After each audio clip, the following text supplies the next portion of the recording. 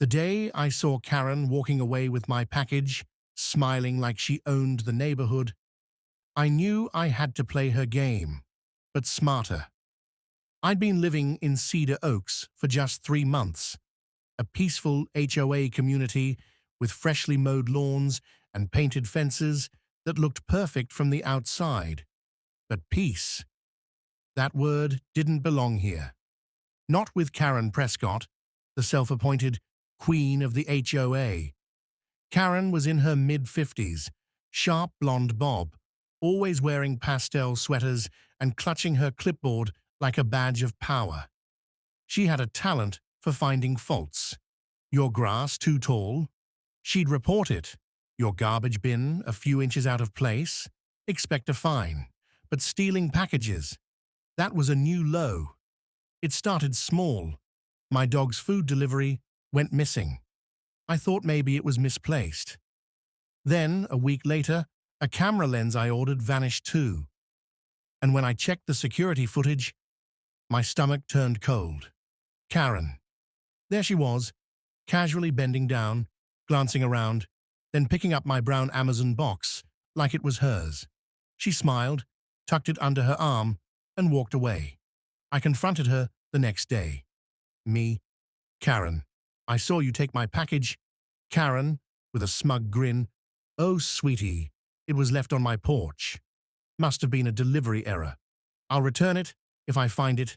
She didn't return it. Instead, the next HOA newsletter had a section titled, "Residents should ensure packages aren't left unattended. Theft is on the rise." The irony nearly made me laugh. That night, sitting on my couch, I made a decision. I wasn't going to argue or call the cops. No. Karen was too clever for that. She'd twist it around, say it was a misunderstanding. I'd make sure she couldn't hide next time. So, I planned something special. A dye trap. I ordered a plain box, filled it with old magazines, and tucked a pressurized blue dye pack inside, the kind used in bank money traps. When someone opened the box, it'd spray bright blue ink everywhere, face, clothes, hands, impossible to wash off for at least 2 days. I even labeled the box with a fake brand, luxury skincare set. Karen loved pretending she was rich. I knew she'd fall for it. I placed it right at the edge of my porch, angled my security cam perfectly, and waited.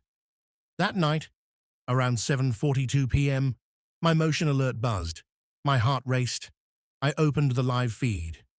And there she was, Karen, wearing her pink cardigan and fake pearls. She looked left, right, and then grabbed the box. I watched her strut away like she'd just won something. A slow grin spread across my face.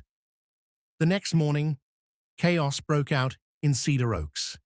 Karen's silver Lexus was parked in her driveway, covered in streaks of blue dye. Her hands, her face, even her short blonde hair had turned bluish-green. She was scrubbing her porch with a bucket of water, muttering angrily as neighbors peeked from their windows. By noon, the whole block knew. The HOA's queen had become a joke, but she wasn't done. Not yet. She marched to my door at 3 p.m., pounding hard enough to shake the frame. Karen, furious. "You did this. You vandalized me." Me, calmly. "You mean you stole a package that wasn't yours?" Karen, "That's slander. I'll call the police." Me, "Go ahead. I've got the footage." Her eyes froze for a split second. She realized I had her on camera. She stormed off, blue dye dripping on my steps. That night, I uploaded the footage, private link just for safety. I didn't plan to post it online, yet. But the story wasn't over. Because 2 days later, I got another alert. Someone trying to break into my porch again. This time, Karen wasn't alone. It was past midnight. The neighborhood was dark, except for the streetlights flickering along Cedar Drive. My motion camera pinged again. Same angle, same porch. I checked my phone. Two figures, Karen and her husband, Mark, the HOA treasurer, both creeping toward my porch like burglars in a cheap movie. Karen still had faint blue patches around her neck, her face twisted with anger. They thought I wouldn't be watching. They thought I'd sleep through it. But I'd been expecting her. I had replaced the fake dye package with another, this one rigged differently.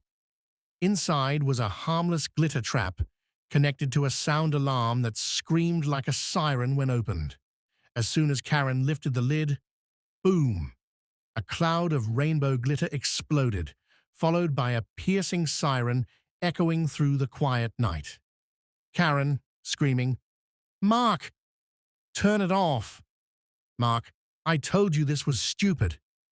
I watched from my living room camera feed, sipping my coffee, smiling in the dark. Within minutes, porch lights across the street flicked on. Neighbors peeked out. Someone even yelled, "Karen, are you robbing houses now?" The next morning, the HOA group chat exploded. Screenshots, memes, people calling her the Blue Queen. Even the HOA president sent a notice saying, due to multiple reports of misconduct, Karen Prescott is suspended from HOA duties pending review. That was the day the HOA finally turned on her. But here's the twist. When I checked my footage later that night, I noticed something strange. Behind Karen, near the street, a black SUV had been parked for over an hour, lights off. And when she left, the SUV drove away slowly, like it had been watching. I didn't think much of it then. Maybe someone curious. Until the next morning. There was a small envelope on my porch. No return address. Inside, a photo of me, sitting in my living room last night, coffee in hand, watching the footage. Someone had taken it through my window. The handwriting underneath said, "Greater than Karen's, just the beginning." My stomach turned to ice. I thought dye traps and glitter bombs were the end of my war with Karen. I didn't know they'd awakened something much darker, hiding in Cedar Oaks. For the first time since moving in, I locked every window. That photo, the one showing me inside my own living room, burned in my mind. Whoever took it knew exactly where I sat, how the lights hit my face, even the mug in my hand. This wasn't HOA drama anymore. This was someone watching me. The next morning, I walked outside, pretending to take out the trash. The street was quiet, too quiet. Karen's driveway was empty. Her Lexus was gone. Across the street, curtains moved slightly. I couldn't see who was behind them. The neighborhood, once loud with gossip and lawnmowers, now felt like it was holding its breath. Then came the knock. Soft 3 taps. When I opened the door, no one was there, only another small envelope on the mat. Inside, greater than a USB drive, a sticky note that said, "Play it." I hesitated for almost an hour before sliding it into my laptop. The video opened instantly. It was footage, my own security camera footage. Someone had hacked into my feed. The screen showed Karen's blue-stained hands, her husband yelling, "My trap's going off," everything. But at the end, the footage panned upward. Someone behind my house. A man, hooded, tall, wearing black gloves, holding a phone and watching. And the voice, low, distorted, greater than, "You think you caught a thief, but you've been part of something bigger." Then static. End of file. I sat frozen, my heart hammering so loud I could barely think. Someone had been watching both me and Karen. That night, Karen's name started trending locally. Neighbors gossiping online, HOA chat full of laughing emojis and memes. But she didn't respond. She didn't post, didn't call, didn't show up to the board meeting. By the next morning, the news spread. Karen was missing. Her husband claimed she left after an argument. Her phone was off. Her car was found 2 blocks away near the old drainage tunnel, doors unlocked, keys still in. The same area where the black SUV had been parked. The police came knocking on my door that afternoon. They'd heard about our feud. They'd seen the dye footage. To them, I was the obvious suspect. Detective, you had motive, means, and cameras. That's a dangerous combination. I never hurt her. I just wanted her to stop stealing. They left after questioning, but the tension stayed. Every sound outside made me flinch. Every car slowing down felt like surveillance. That night, I couldn't sleep. Around 2 a.m., I got another motion alert. My phone buzzed once, then the feed went black. A power cut. The silence outside was heavy, thick like fog. Then, footsteps. On the porch. I grabbed my phone flashlight and moved toward the door. The peephole was pitch dark. I could hear faint breathing outside. And then, a whisper. "You shouldn't have messed with her." I froze. That voice wasn't Karen's. It was male, calm, deliberate. Suddenly, a loud crash at the back of the house. I ran to the kitchen. Window shattered, footprints in the mud. Whoever it was, they were gone before I could even dial 911. The cops came again. They checked prints, found nothing. But when they replayed the security logs, something caught their attention. The black SUV again, parked for exactly 8 minutes after the break-in. No plates, no trace. The detective leaned forward. "Greater than? Do you know a company called Cedar Security?" I shook my head. He sighed. Karen was part of them, a private monitoring firm hired by the HOA last year. They had access to every resident's camera feed for safety reasons. Only 2 people had admin access, Karen and someone named Marcus Doyle. Marcus, Karen's husband. It all made sense now. The packages weren't random. Karen had been using my delivery labels to test the HOA system, tracking when residents were home or away.